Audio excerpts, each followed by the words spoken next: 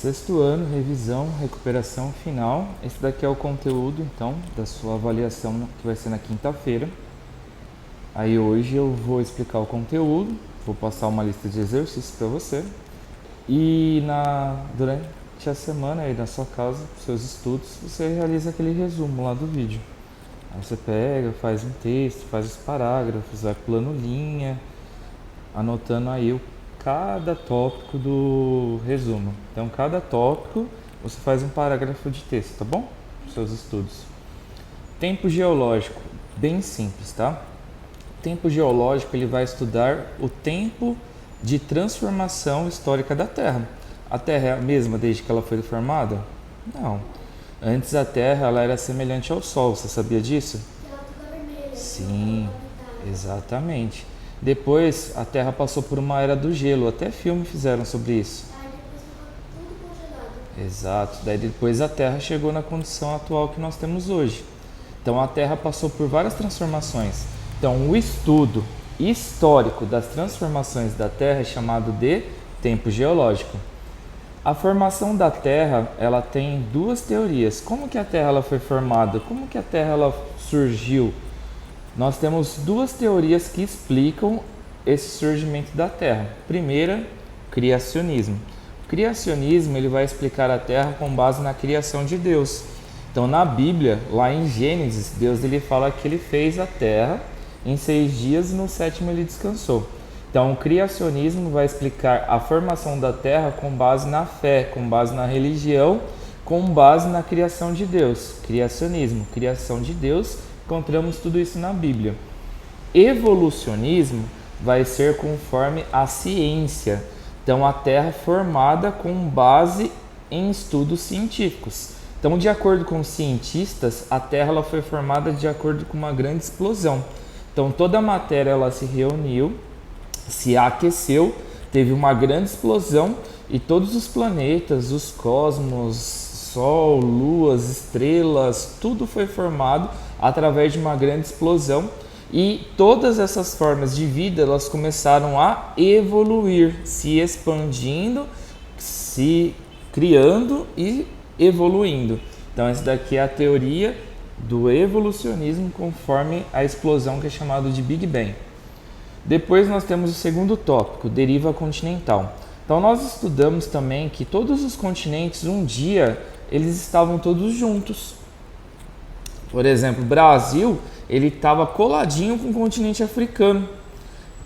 E até nós encontramos boa parte da natureza, fauna, flora, muito parecida com o continente africano. Se você pegar o formato do Brasil, ele se encaixa perfeitamente com o continente africano, como se fosse um quebra-cabeças. Então, essa teoria é chamada de teoria da deriva continental, que os continentes todos estavam juntos e ao longo do tempo eles foram se separando, tá? E por que se separaram? Por conta do choque das placas tectônicas. Então, o choque das placas tectônicas fazem com que os continentes venham se mover um pouquinho ao longo do tempo. Então, tudo estava junto. Esses grandes tremores internos da Terra, que são os tremores da choque das placas tectônicas, fazem com que os continentes venham se separar. Tá? Então, essa separação é chamada de teoria da deriva continental.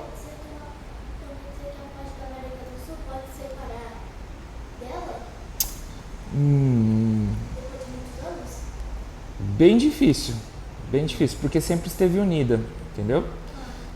Futuramente pode ser que nós venhamos nos unir com a China, com o Japão, tá? Porque antes estava tudo unido, sim, e agora tudo vai ser unido de uma forma contrária. Então antes nós estávamos unidos com a África e agora vai ser ao contrário, vamos estar unidos com o Japão, China. Tá, vamos para o próximo agora. Hidrografia. O que é hidrografia? Hidro é água, grafia é descrição. Então, a descrição dos recursos hídricos, ou seja, aqui a utilização da água. A utilização da água, nós podemos dividir ela em alguns setores, que são 3, tá? Então, a utilização da água, 70% da água é utilizado na agricultura. Tá? 70% da água vai tudo para a agricultura. 22% vai para as indústrias. Então as atividades industriais precisam de água também. E apenas 8%, a menor parte, vai para as residências, para as nossas casas. Para tomar banho, para poder beber água, lavar o quintal, lavar roupa, 8%. Dos 70% que é utilizado na agricultura, uma boa parte dela acaba ficando poluída. Lembra que a gente estudou que na agricultura a gente utiliza agrotóxico? Então essas toxinas, elas acabam se fundindo, se misturando com a água utilizada no meio rural, e essa água utilizada no meio rural, ela fica poluída. Tem que passar por um processo muito difícil para poder tirar o agrotóxico da água para que essa água volte a ficar potável. A gente morre. Exato. Dos 22% das indústrias também, uma boa parte acaba depois ficando inviável de utilização e 8% é utilizado nas residências, nas nossas casas. Próximo, clima. Então nós aprendemos que o clima ele vai ser um conjunto de tempos em um determinado território. Então é um padrãozinho que nós temos aqui no Brasil. Desde quando você nasceu, o clima do Brasil ele é bem semelhante, não é? Por exemplo, você já viu neve aqui em Mauá? Não tem. E aqui em Mauá, geralmente não é sempre bem quente? E em janeiro, fevereiro não começa a ter bastante chuva? Ó, já começaram as chuvas, agora em dezembro. Mas tem umas partes aqui do Brasil, lá embaixo, que também neva. Isso, mas é só lá no sul. Então este padrão de temperatura é chamado de clima. Então clima é um padrão de temperatura. E esse padrão ele vai ser diferente em determinadas regiões, igual você mencionou. Aqui em Mauá, geralmente sempre quente. No sul do Brasil tem áreas que neva. Então são padrões de temperatura. E como que esses padrões de temperatura eles vão ser construídos? Eles vão ser construídos através das latitudes. Lembra que nós estudamos? No centro da Terra, na linha do Equador, vai receber mais calor. Por isso que todas as regiões, países, continentes que estão próximos à linha do Equador, no centro da Terra, vão ser mais quentes. Nos polos, nós teremos menos radiação solar. Por isso que nos polos, tanto no polo norte quanto no polo sul, vai ser mais frio, porque recebe menos calor.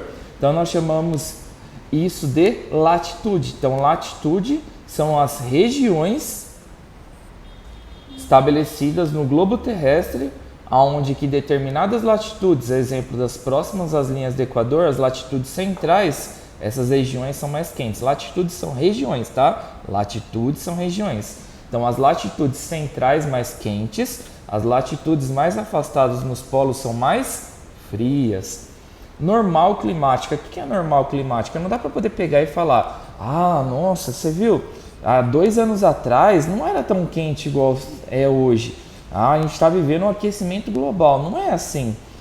Para poder chegar a um resultado, se a Terra está aquecendo ou se ela está resfriando, ou seja, se ela está se alterando no seu clima, é necessário você coletar as informações de temperatura durante 30 anos. Então, somente depois de 30 anos de coleta de informações de temperatura, nós podemos chegar a uma conclusão se a Terra está aquecendo, se a Terra está resfriando ou se ela mantém a sua temperatura normal. Então, este padrão de temperatura, essa coleta de dados de 30 em 30 anos é chamada de normal climática. Então, normal climática é a coleta de dados de temperaturas de 30 em 30 anos para chegar numa conclusão se a Terra está aquecendo, se estamos vivendo um aquecimento global ou voltando uma era do gelo. Próximo tópico, biosfera. Bio significa vida. Então, a esfera da vida. Lembra que nós estudamos que a esfera da vida ela é formada por 3 elementos? A hidrosfera, que é toda a camada de água que envolve a Terra, a litosfera, que é toda a camada rochosa que envolve a Terra, ou seja, o chão que a gente pisa, litosfera, e a atmosfera, camada de ar que envolve a Terra. Então, na camada de ar, nós temos formas de vida. Quais são as formas de vida na atmosfera, na camada de ar? Camada de vida. Quem é que vive na atmosfera? No céu, As nuvens. os, O sol. os pássaros. Os pássaros vivem na atmosfera. E na litosfera? Nós. E os outros animais, cachorro, gato, né? Não vive sobre o chão? Então, litosfera. E na hidrosfera? Ninguém, os seres humanos não, os animais não. Claro que sim, os peixes. Peixe, tubarão. Então, essas três esferas, a hidrosfera, a litosfera e a atmosfera, elas juntas, elas formam uma grande esfera, que é chamada de biosfera. Então, biosfera é a camada da vida formada pela litosfera, hidrosfera e atmosfera. As três juntas, elas formam a biosfera, camada da vida. Na prova você vai ter que classificar, lembra? Tinha até uma imagem que a gente estudou, que você tinha que classificar as camadas da Terra. Então vai ter algo semelhante. Brasil e os hemisférios. O que são hemisférios? Hemisférios são partes. Lembra que nós temos a linha do Equador que atravessa o planeta Terra ao meio? Sim. E depois nós temos outra linha que atravessa ao meio, só que na vertical, que é chamado de meridiano de Greenwich. Então o meridiano de Greenwich e a linha do Equador, elas dividem a Terra em 4 partes. Essas partes são chamadas de hemisférios. Então nós temos a linha do Equador dividindo a Terra em dois hemisférios, tá? Não vamos chamar de parte, vou chamar de hemisfério. Então a linha do Equador vai dividir a Terra ao meio, formando 2 hemisférios, o hemisfério norte e o hemisfério sul. O Brasil está nos 2 hemisférios, tanto no norte quanto no sul. Depois que a gente pega o meridiano de Greenwich, que divide a Terra ao meio na vertical, nós também temos 2 hemisférios, 2 partes. Um hemisfério ocidental, que o Brasil faz parte, e o hemisfério oriental. O Brasil faz parte do hemisfério oriental? Não. Quem é que faz parte do hemisfério oriental? Japão, China, oriental, oriente, oriental, oriente, Japão, China, as Coreias, a Rússia, Singapura, a Índia, vários. A Islândia é a Europa. Uma parte. Então, o Brasil ele faz parte de quantos hemisférios? 3. Hemisfério norte, hemisfério sul e o hemisfério ocidental. Próximo, movimento de rotação. O que é o movimento de rotação? É o movimento da Terra em torno dela mesma. Então a Terra ela gira em torno dela mesma, igual um peão. A Terra fica girando em torno dela mesma. Girando. Então este movimento da Terra em torno dela mesma, em torno do seu eixo, é chamado de movimento de rotação. O movimento de rotação ele dura quanto tempo? 24 horas, ou seja, um dia. E qual que é a consequência do movimento de rotação? A criação dos diferentes horários da Terra. Então, os horários da Terra eles são formados pela luminosidade solar. Então, qual que é o horário que nós temos maior luminosidade solar aqui no Brasil? Meio-dia. Então, meio-dia é a hora que o Sol está mais intenso. E qual que é o horário que nós temos menos radiação solar? Meia-noite. Então, como que essa luminosidade solar e esses horários eles vão ser formados? Através do movimento de rotação. Então, imagina que, tipo, comigo, quando o Sol estiver batendo com bastante intensidade sobre o Brasil, meio-dia. O Japão está no lado oposto do Brasil. Então, enquanto o Brasil está com bastante radiação solar, no Japão não tem quase nada. Só que a partir do momento que a Terra ela começar a girar, o que vai acontecer? O Japão vai ter essa luminosidade solar, vai ser meio-dia. E o Brasil vai estar sem luminosidade solar, vai ser meia-noite. Só que quando o Brasil girar, o planeta Terra girar de novo, o Brasil vai receber sol de novo, novamente, sendo dia aqui no Brasil mais uma vez. Sempre parece que vai estar meio-dia, o Japão vai estar meia-noite. Exato. Meio-dia no Japão, meia-noite aqui. Exato. Então, esses horários vão ser estabelecidos de acordo com o movimento de rotação. Então, a Terra ela vai girando e o Sol vai iluminando diferentes partes do planeta Terra, formando assim os horários que nós conhecemos, são as 24 horas do dia. Movimento de translação é o movimento da Terra em torno do Sol. Então, movimento de translação é o movimento da Terra em torno do Sol. Esse movimento de translação ele dura 365 dias e 6 horas. Aí a sobra de 6 horas nós temos o ano bissexto. Aí depois de 4 dias vem mais um dia. Exato. Há 4 anos, tá? Aí nós acrescentamos um dia no mês de fevereiro, que é o ano bissexto. O movimento de translação, a principal consequência dele é a criação das estações do ano. Então, quando a Terra estiver ao norte do Sol, vai ser verão. Quando a Terra estiver a oeste, vai ser o outono. Quando estiver no sul, vai ser inverno. Quando estiver no leste, vai ser primavera. Depois ao norte, verão de novo. Depois outono. Depois inverno. Depois primavera. Depois verão. Exatamente. Então, o movimento de translação ele vai criar as estações do ano. Conforme a posição da Terra com relação ao Sol, as estações do ano elas vão se alterando. Se não tivesse translação, e a Terra tivesse aqui, a parte que está no Sol, Ia ser verão o ano inteiro. aí ficaria muito quente, e a parte que não está no Sol congelaria toda. Exatamente. Então precisamente rotação e translação, ou senão o mundo acabaria todo. Exatamente. Próximo e último tópico. Os 3 setores da economia. Então nós estudamos, essa prova você foi muito bem, os 3 setores da economia. Infelizmente, né, no comecinho do ano, tava um pouquinho aqui e tal, né? Não estava compreendendo muito bem, mas você foi evoluindo. Na última prova você foi muito bem.